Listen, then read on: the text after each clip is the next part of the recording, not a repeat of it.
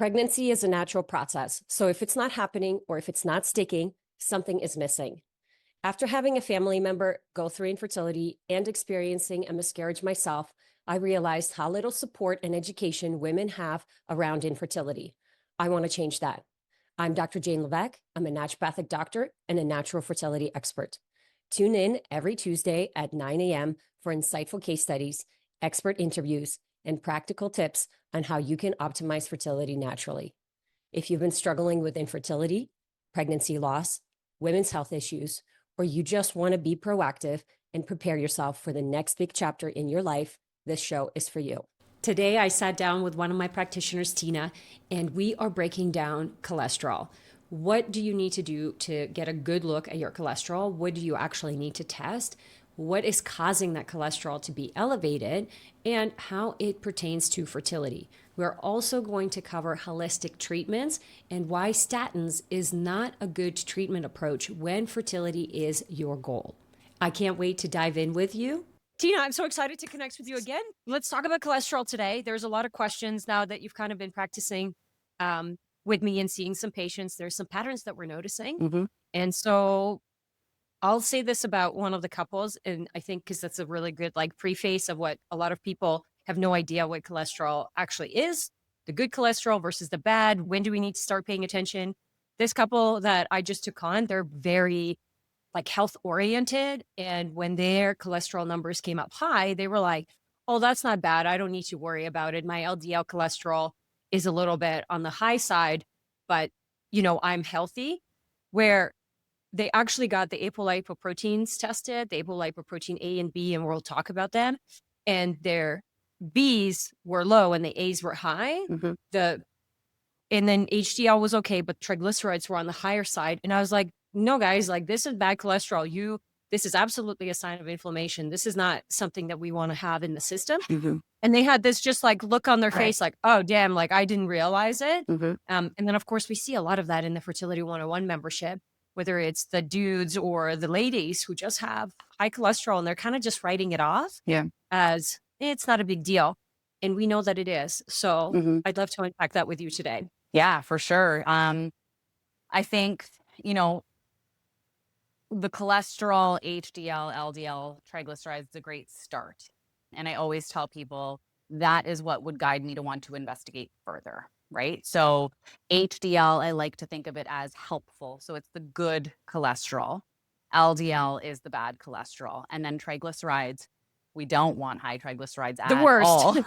No, bad.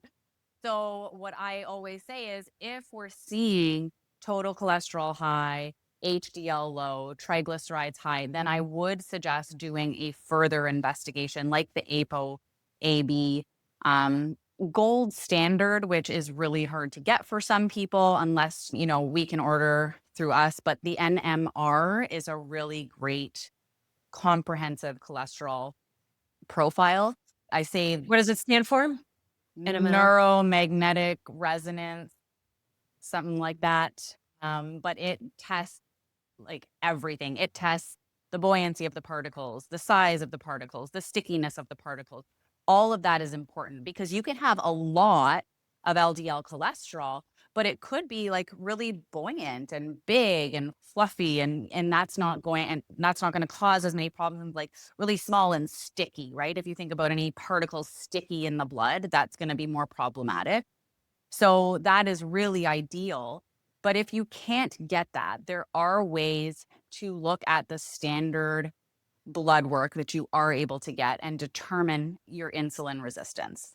For example, you can, if you only have HDL and triglycerides, you can do the triglycerides to HDL ratio, okay? And basically you divide one into the other.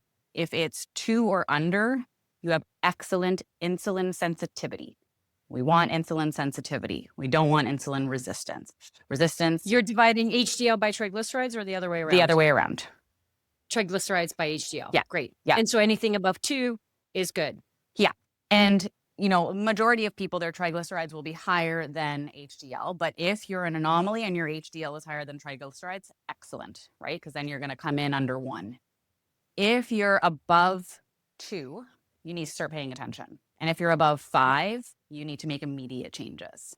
You are definitely far along in your insulin resistance, right? And that means, the cells are resistant to insulin. We need insulin to be functioning properly. With appropriate amounts of insulin is actually anti-inflammatory. But when we have too much, then it becomes inflammatory to the system. Everything in the body is a balance, That's right? right. I think we start to fear things, like we start to fear cholesterol. And then the couple that I was talking about, like, oh no, I shouldn't fear it. Well, it is very much a balance, just like iron is a really great example. I mean, any nutrient, if you have too little or if you have too much, it disrupts the homeostasis, the balance that the body needs. And so that's the same for literally everything. Yeah, it's the same with blood sugar, right? We don't want blood sugar too high, but we don't want it too low, because that's also a problem. Yep. We want it to look, Yep. It's the one time that we want like a flat line and it's not problematic. Yeah. Yeah, totally. Yeah. The flatter, the better. Means you're kicking well. If you're able to get a fasting insulin, you can actually go online. Most doctors are doing fasting blood sugar without question. Not all are doing fasting insulin. And fasting insulin is more of a long-standing prediction for resistance, whereas blood sugar is like, in this moment right now, this is what you're dealing with.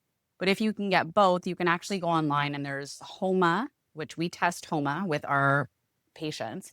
But there are calculators where you can plug in your fasting blood sugar and fasting insulin and see where you're at on that scale of insulin resistance. So 0.5 to 1.4 looks good.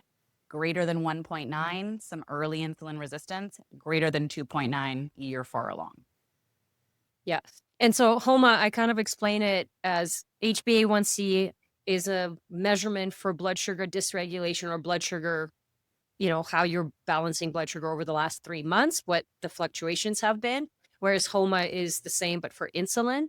And it does tend to give us early detection of insulin resistance. Now, I think the question that most people have is, what do triglycerides and what does cholesterol have to do with insulin resistance? Because I'm not sure people are making that connection. Yeah, so triglycerides, and this is where people are like fat phobic or scared to eat fat. I had a client who her cholesterol is really, really bad. We did a full NMR profile, horrible cholesterol. And she's like, should I stop putting coconut oil in my coffee in the morning? I'm like, no, it's the 80 grams of carbohydrates in your lunch. And people don't know that. But the triglycerides are very much connected to blood sugar, because it is carbohydrates that are driving those values up, not those healthy fats that you should be consuming. It's not that little bit of coconut oil in your coffee.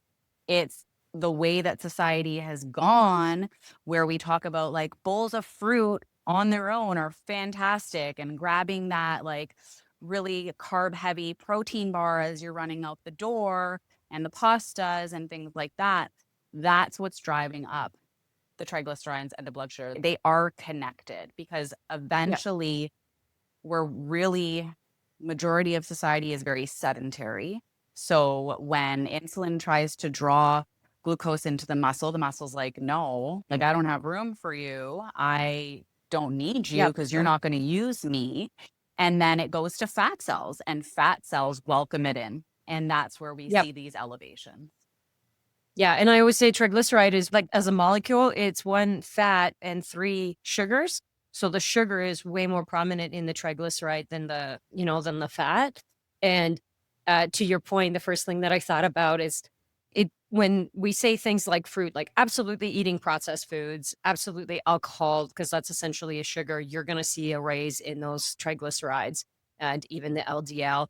But even things for some people are like fruit. So when I did my own CGM, the continuous glucose monitor, I realized how reactive I was to fruit. Even if I ate it after a meal, if I ate it before a meal, like it was a complete disaster, versus after a meal, it would just spike a little bit. The other thing, when you said pasta, and I'm like, most of us don't realize how much is a serving. And so if you've ever tracked your macros, you're supposed to have like a 1/4 cup of rice or 1/2 cup of rice, as opposed to 1 to 2 cups, which is essentially a huge, carbohydrate mess for the body. Like if you're not exercising, like you said, the muscle isn't using it, so it has nowhere to go. And you've just consumed enough carbohydrates to run a marathon, and you're not doing that. That's right. People would probably laugh if they saw my lunch. I put 50 grams of rice. Like if you've never looked at what 50, because people are just used to like these 10, platters. 10 grains. But people are used to like these platters of pasta, and that's not how we should be consuming those grains and those carbohydrates. Yeah, for sure. Yeah. So essentially, we're talking about identifying the cholesterol. Talk to me a little bit about the apolipoproteins, what they are, the A and B, and because sometimes we don't have the ability to test the deeper things, like you said, the NMR or the HOMA, but most docs I find will test now the apolipoprotein B and A, because if we just test LDL, HDL, and triglycerides, and then usually they do the ratio to LDL and HDL, where it's not enough information. And so we don't want to freak out when we look at that data. It's usually a sign that we need to do more. And apolipoproteins are like the first thing I'd say that most people do, including the blood sugar regulation, because blood sugar and triglycerides or bad cholesterol is going to go hand in hand. Yeah. So APO, A, and B are the particles that ride on the LDL and HDL. And those are more important. I've said this, I believe, in office hours, where the LDL and HDL are like measuring the number of passengers in the vehicles in a traffic report, whereas those particles on those cholesterol is actually the number of cars on the road in a traffic report. So one is giving you much more accurate information. And that's why I say, sure, LDL, HDL, great start, but we need to investigate further if we see values that are off when we're looking at that. Yeah, I love that. When you said that, I was like, oh my God, that's genius. Because it's like, who cares how many cars are in? And this is where the couple that I introduced, they were like, that's the methodology of like, well, I don't care how many passengers are in the car. And that's right. But what I brought to their attention is like, yeah, you do have too many cars though. There's too many cars on the road. Yeah, you do have too many cars on the road. Like there's too many passengers, but there's actually too many cars as well. Yeah. Okay, and then let's talk about why cholesterol. So we're going to talk a little bit about treatment and all that, why it's important. How is it impacting fertility? How is it connected to hormone health, inflammation levels? And let's touch a little bit on both, males and females. And then we will talk about other testing that we do to investigate further, and then obviously some treatment options. Yeah. So, we see a lot of, or I have been seeing a lot in clinic of this cardiovascular inflammation, right? And this is going to impact fertility because it's pointing to something deeper there. Like, why is there this cardiovascular inflammation going on?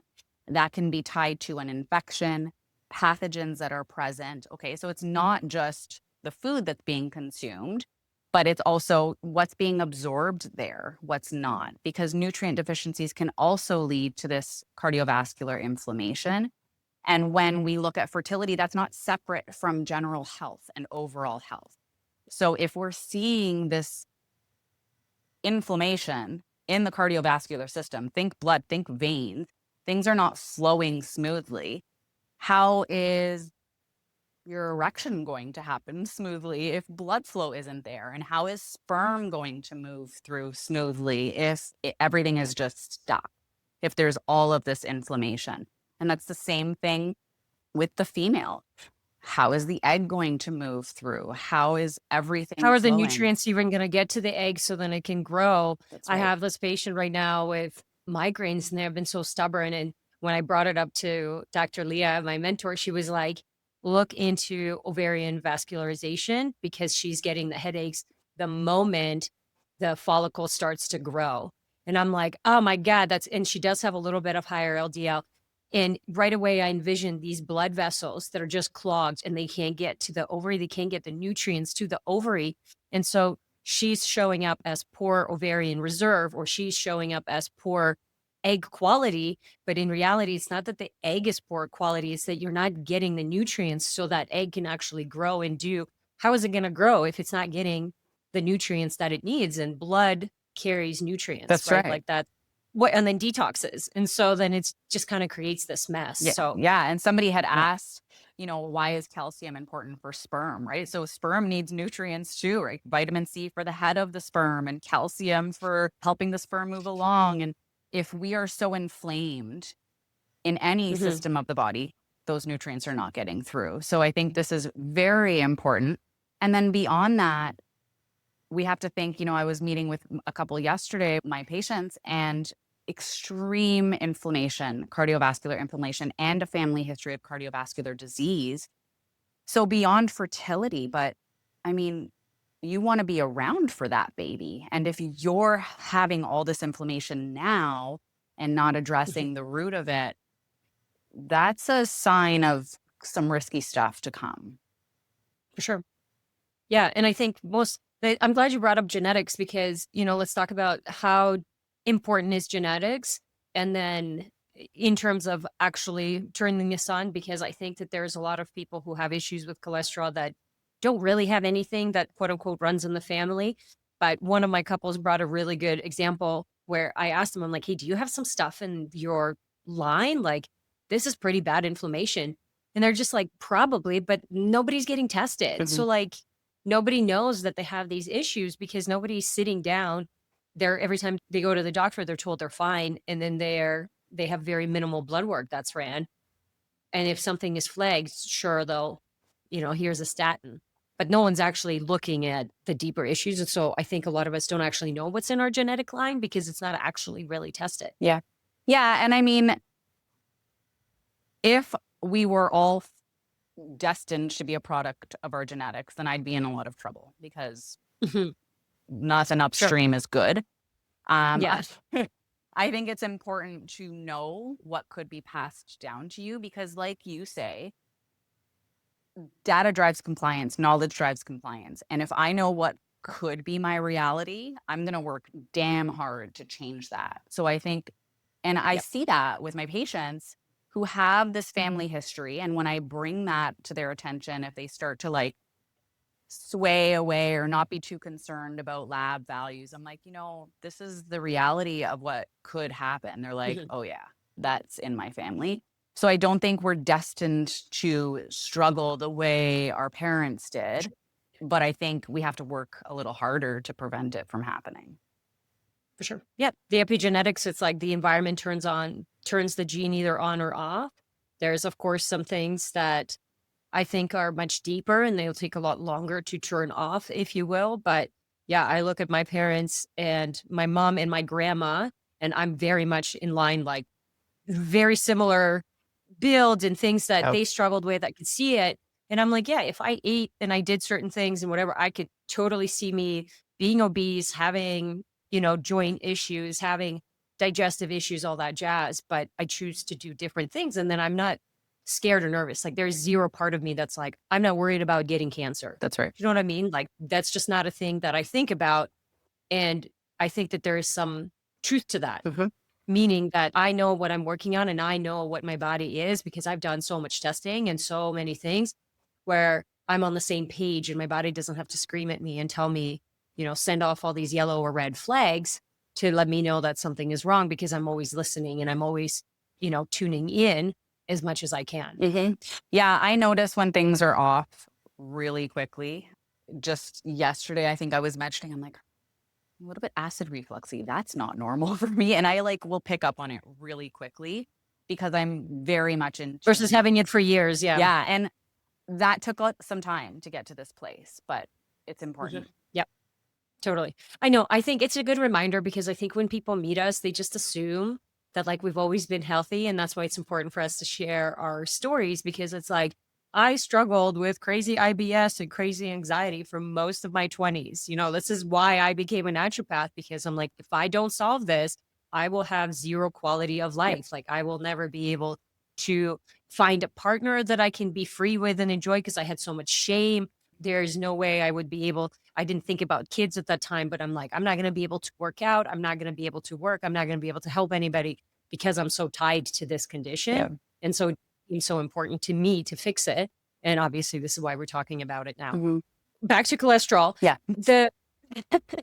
It's just like usually there's a lot more that's going on here, but we're just going to talk about this one little thing. We talked about, erection. We talked about ovarian blood flow. What about from a hormonal perspective? Why is cholesterol important? And what kind of cholesterol?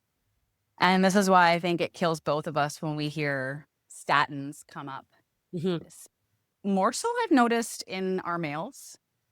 Hmm. I've Huge. seen, but statins are still being prescribed rampantly and just based on that super antiquated, like total cholesterol, LDL, HDL, which is so concerning because it shuts down cholesterol. And cholesterol is the precursor to our sex hormones.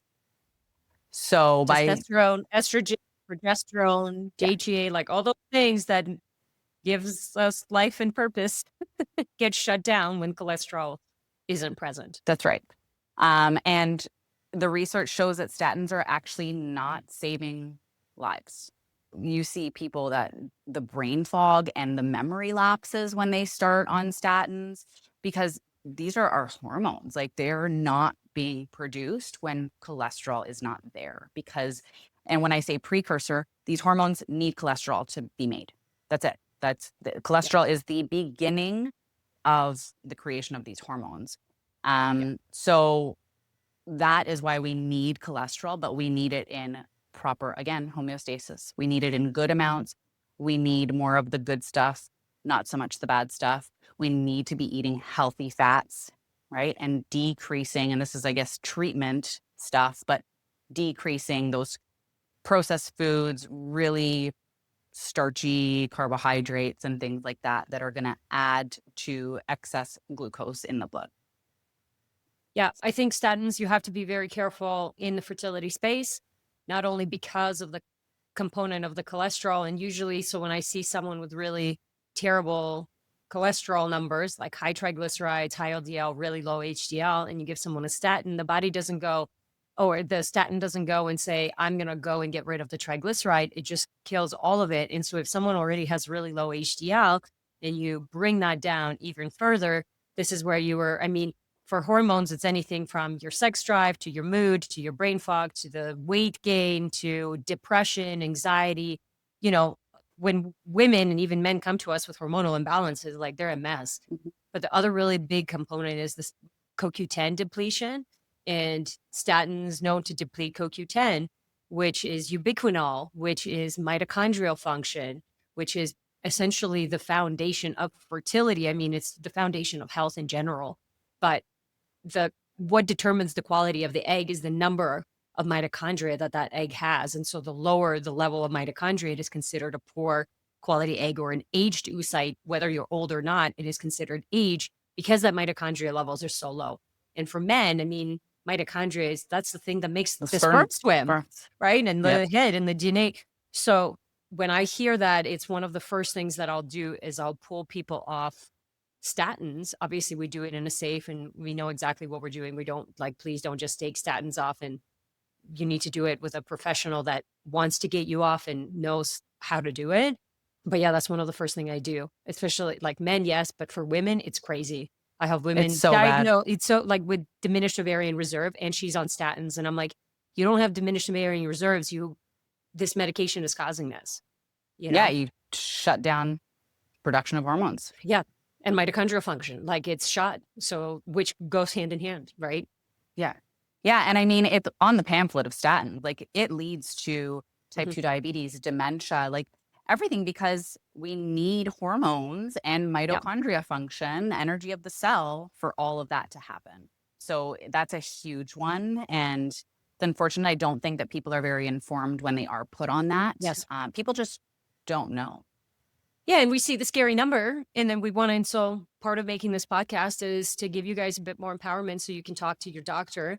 And if your doctor has no idea what you're talking about, or they're refusing to test apolipoproteins or really take a look at blood sugars and support you, I think the time and place that we are in is you have to demand and you have to ask for those questions. And if your doctor is not providing it, it's not that you're asking for the wrong thing, you're asking the wrong person, then you absolutely have to start seeking other healthcare. You deserve more. You need to know.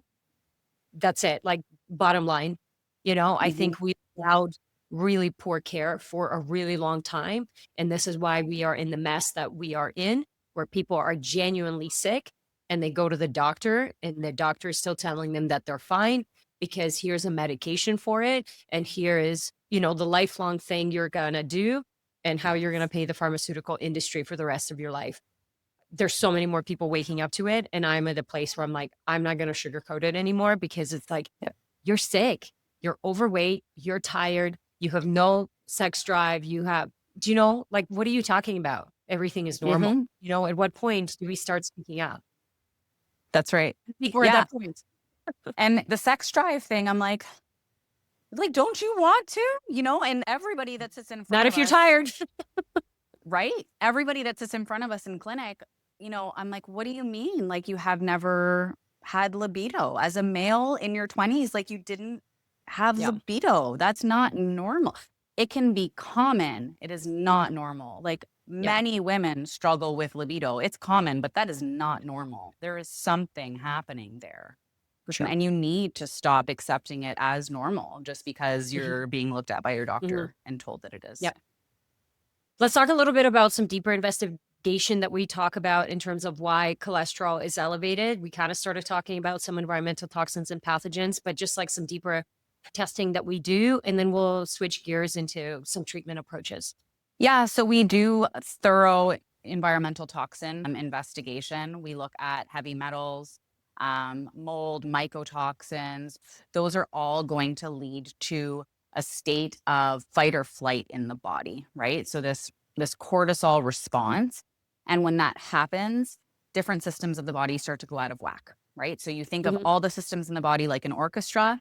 If our immune system is trying to deal with some kind of infection, it's focused there. And now the body needs to pick and choose what other systems are going to work, because it doesn't have the energy to fight the infection over here and have everything else over here functioning. So we look at environmental toxins. We do thorough blood work, like we said, right? We want to see proper cholesterol, but also what are we doing with hormones? How do hormones look, and how is cholesterol impacting hormones? We look at a stool analysis, because if pathogens, again, are showing up just like heavy metals and mold and things like that's going to be really important. So we basically are trying to understand what is taking energy from the body. Where is energy being moved in the body that is forcing other things to not have that attention? Yeah, reproductive system, unfortunately, is very low on the totem pole for the body, because you can live without ovaries, you can live without, uterus for really like for forever, whereas a heart, you can't, liver, you can't. And so the body has this order of priority that it's dealing with things. And when we can't get pregnant, it's typically because there's so many other things that are going on that the body is like, I'm in fight or flight. I don't feel safe. I have all these nutrients going over here to deal with the infection, to detox, to support the cardiovascular system, whatever. And it doesn't have the space to essentially put the nutrients towards the ovaries or the sperm production, whatever it is.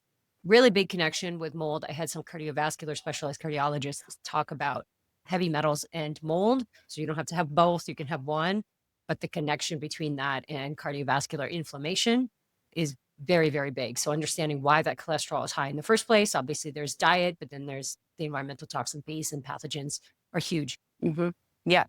Yeah. And that's why, I just throwing a medication at it is not resolving anything. We need to understand Yes. what, like I said, where the energy in the body is going and why, and what is driving that inflammation.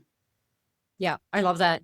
Okay, let's talk about lowering the bad cholesterol, building up the good cholesterol. What do we do? Yeah, so it's harder actually to build the good cholesterol, the HDL, but it's very easy to lower triglycerides, which is the bad stuff. So actually building up HDL is harder than lowering triglycerides. So the way that we're going to lower triglycerides, like we said, it's not about cutting out those good fats. We want to keep those in because those are going to contribute to HDL, which we want. But it's about cutting back on those highly processed foods, those really sugary. I mean, it's amazing to me how many people I see walking out of the store with like bottles of full sugar Coca-Cola, like cans of soda. That's 30 grams of just syrup, like straight sugar. Things like that. Like even just cutting out, if you're having one of those a day, cutting out one of those a day is going to contribute to lowering triglycerides. When we look at fatty foods, the deep fried stuff, the seed oils, those are things that are going to drive inflammation, cardiovascular inflammation, and contribute to those triglycerides in addition to the really high sugar foods. You could you could add in some fasting, or I don't like to call it fasting necessarily, but just a shorter feeding window. So practice eating over 8 hours and then give your digestive system a break for 16 hours. By doing that, it's automatically kind of bringing people into a proper calorie consumption just by shortening that window. I think those are really great strategies. Something else to gather data, throw a CGM on and see how you're reacting to different foods. Because like you said, fruit for you was a really big trigger for me. I was wearing a CGM and chickpeas shot my blood sugar through the roof. I have a client who I've mentioned her before, but like a handful of cherries, 10 cherries to be exact, brought her blood sugar up. And like I said, if the muscle says, no, I don't want it, it's going to fat cells, and that's going to contribute to these elevated triglycerides and that ratio between good and bad being off. I think the CGM is probably the most valuable. So for those who are listening and you're like pretty deep into the health space, meaning you don't already eat pop, you don't drink pop, you don't eat processed foods, but you still have, whether it's you or your partner, you still have higher cholesterol. I think putting a CGM on is probably going to be the most eye-opening thing. I have, again, the couple that I talked about at the beginning, he was starting to try the trend of only fruit before noon or raw honey. And I'm like, I'm pretty sure you're setting yourself like, and then we saw in 6 months, his triglycerides actually increased. And so even though he was trying to do, like in theory, it's a nice idea that, oh, you're kind of fasting and you keep the fat burning state, like whatever it is that they're, talking about only eating fruit for the first half of the day. Maybe that works for some people, but when you get data on yourself, that's the time where you actually are going to say, yes, this works for me, or no, it doesn't. I had a couple who it wasn't what they were eating, it was the proportions. So they would still have the tofu, or they had like tofu and eggs in the morning, depending on the day, with oatmeal, but they had like a cup of oatmeal and they weren't putting any like chia seeds or any fiber in it. And their blood sugar was skyrocketing to like 220, which is insane. So like over 150 is, hey, you're going, I ideally want you at 120, like that's the highest peak. And ideally you're like in the 80s throughout the day, maybe like 90, 100 when you're eating. And it was the volume of how much oatmeal they were eating and the fibers. And so then we incorporated flaxseed before they eat. They started eating the protein first, and then they decreased the amount of oatmeal. So now it's a quarter cup. And all of a sudden their blood sugar was regulated. So it's a very different breakfast. And then now instead of that 5.8 HbA1c, we can get it down to 5.0, which is much more ideal, Yeah. And I think it's important to mention that because I don't think we have to cut out an entire macronutrient. Carbohydrates are really great for mood, like serotonin and brain function, and super muscle sparing. If I'm looking to build muscle, carbohydrates are really great for that. So I don't want to cut them out, but I think knowing how much your body can handle, and that's going to change depending on your toxic load, how much muscle you're carrying, and how much you're insulin sleeping, sensitive you are, how much you're sleeping. Yes. Right. So I think that data from the continuous glucose monitor is really great, and understanding that you don't have to go full blown keto. Carbohydrates are Don't do good that. in Yeah, the don't right do that. amounts. That's Yeah. right. I think the CGM from like a blood sugar perspective is probably one of the most important things that you can do. And then the second thing that comes to mind in terms of lowering is just fiber. People always say I think it's because I'm eating so much red meat. And I'm like, I eat a bunch of red meat, but my cholesterol is fine. And it's like, it's not what you're eating, it's what you're not eating, essentially, is how I see it. So if you don't have any cruciferous veggies, or you have like one serving of veggies maybe a day and the rest is fruit, then number one, that puts you in the higher blood sugar category. But number two, you just don't have enough volume to empty efficiently. And the way that we get rid of cholesterol is through bowels. Every time you're pooping, you're getting rid of bad cholesterol. So I think people really underestimate fiber, but like We get everyone to do flaxseed. We get everyone to start eating cruciferous veggies. And all of a sudden they go, oh my God, I've never pooped so much. It's like, yeah, that was just sitting in there, like get it out.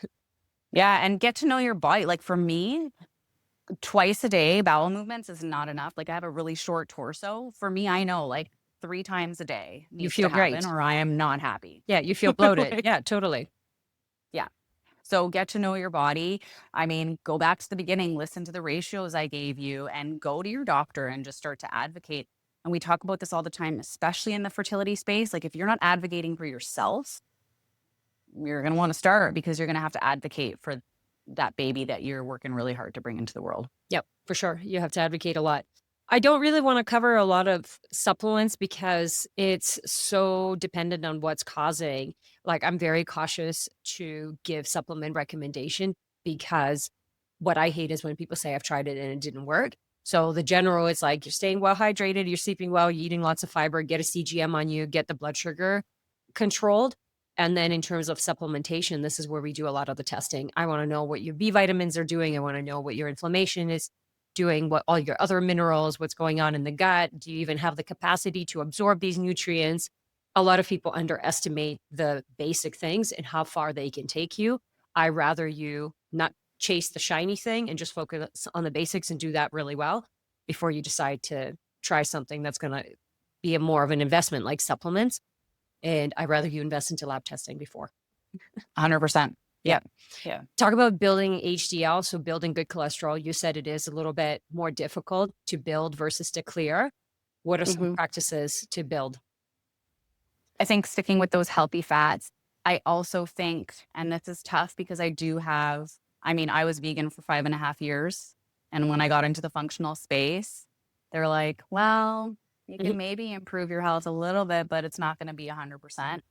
I think good animal protein is going to contribute to that HDL and just overall good cholesterol values. We do see cholesterol wonkiness in blood work with vegetarian, well, more so vegan diets, but vegetarian as well, because your sources of protein And fat are limited.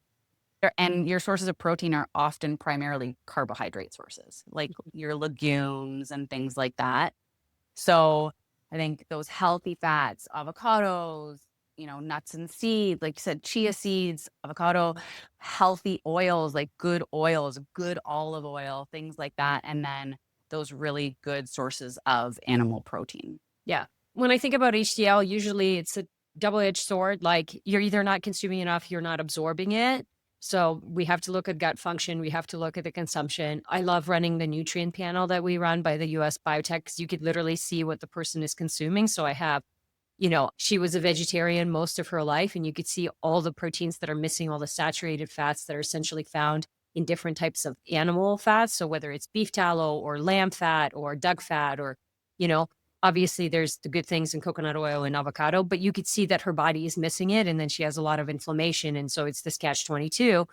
The second piece of that is when there's a lot of inflammation in the body, you're going to use up the good cholesterol for it. The omega-3s are going to go towards dealing with the inflammation.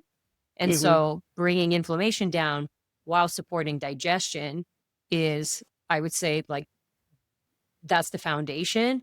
And then I don't know if you know this, but I saw a study on HDL and how you can increase it by exercise. And so if you're not exercising, that HDL for some people is never really going to get into optimal range.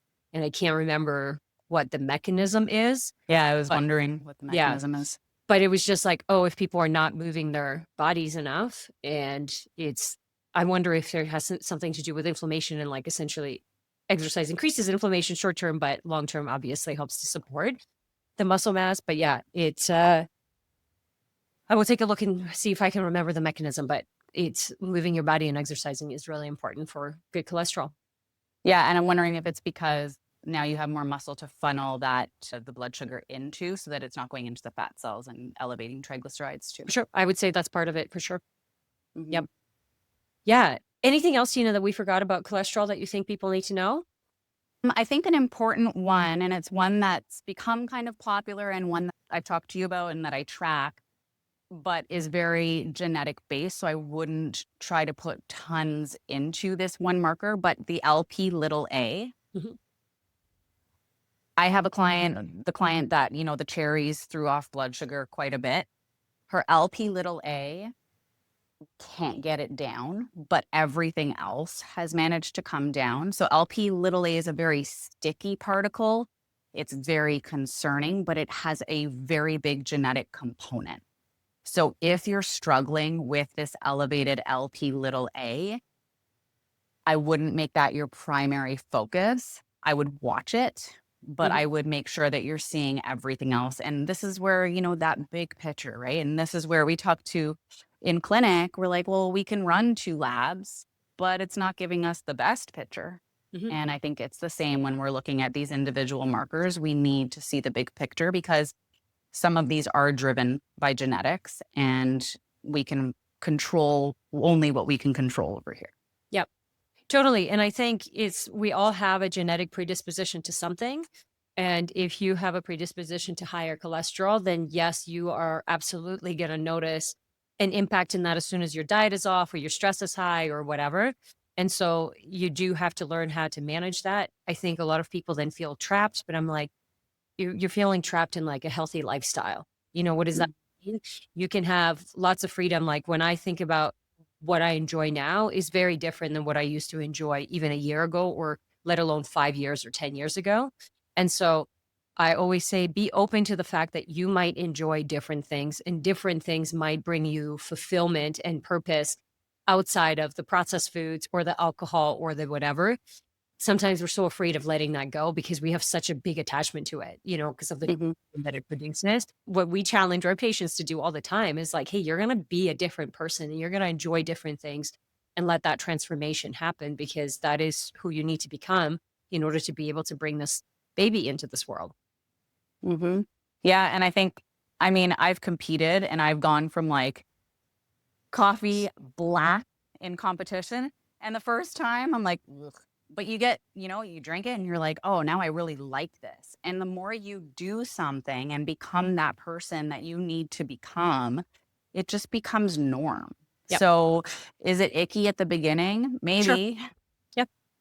But then it just becomes who you are. Yep. And I do say, like, you got to spend time with people who are doing the same things as you, right? Like if you came and hung out with us for a week, like if I went and hung out with Tina for a week, I can almost guarantee I would lift more.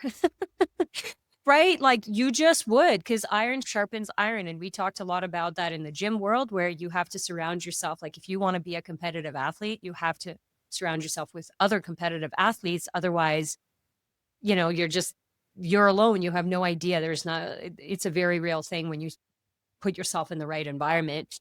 And so sometimes I'm like, hey, what would Dr. Jane do? What would Tina do? Imagine that and then do those things because you'll see that the benefits will come. Mm-hmm. Yeah. Yeah. I say, I can't remember. I had said it once, but yeah, you have to mourn the person you used to be and become Yes. the person that you envision.